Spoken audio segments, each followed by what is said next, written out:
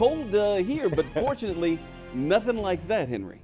See, I actually want something like that. I'm ready for one good snow right now. That is what brought the rain to our area yesterday. Same storm system. As it continues to lift north, hit that colder air, it's causing a lot of problems for them. And that's why last night we were talking about the travel concerns that will continue into tomorrow morning, which we'll talk about later on in this newscast. Skywatch SATRAD, this is the last about 5 hours, and boy, we saw a lot of sunshine today. A few clouds here and there, but all in all, a gorgeous day out there.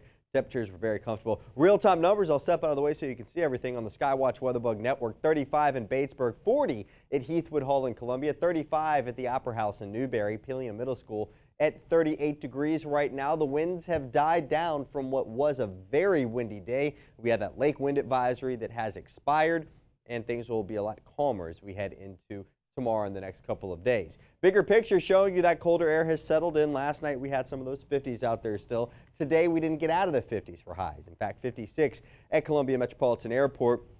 And that cold air is going to hang on for a couple of days before we see a nice warming trend just in time for the weekend. So chilly tonight as we drop into the 30s with the clear sky, and tomorrow below average.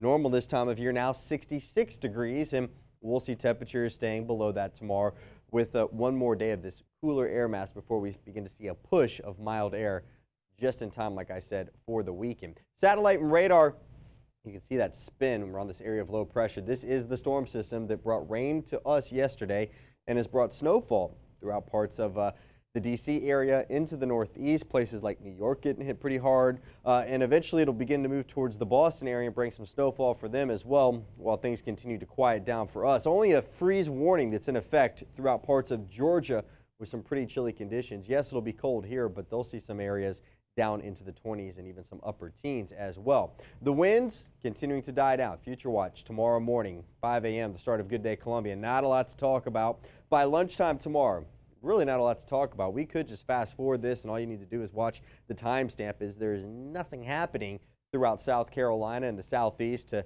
really change your forecast scenario. So that's certainly some good news there. All right, tonight with the clear sky, the winds dying down to about 5 to 10 miles per hour from the northwest, would drop to 34 degrees. Tomorrow, sunshine for that 9 a.m. drive out the door, 43 the temperature, and northwest wind at 5 to 10.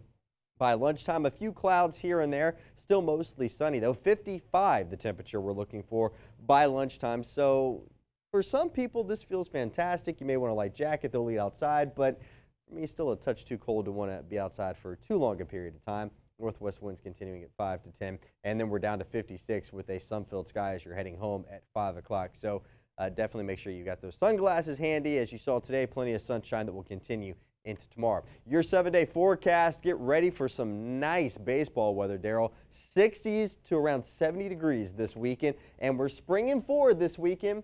So remember to set those clocks ahead 1 hour before you go to bed Saturday night. Change the batteries in the smoke detectors, carbon monoxide detectors. Good time to do that. And then 70s to start next week before rain chances roll back in and take those temperatures back to where they should be in the mid-60s. And sounding like a broken record as well with changing the batteries in the smoke detectors and all that.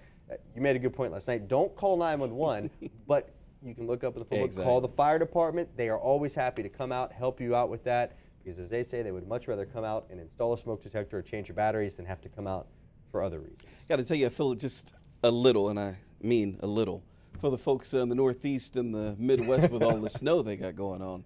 It's tough. I'm jealous. I was actually texting some folks up there today. I'm like, I'm really jealous. I want to get a good snowfall. They can handle it too, though. You know, they got the plows, they got the salt trucks. It's just more of when you have to go out there and scrape the old snow off the car and all that. I remember the days. It's just not fun at all. You got to let your car warm up for 20 minutes. And hope that it's not frozen when you're trying to open the door, too. Yep. Exactly. Crazy. Thanks, sir. You bet.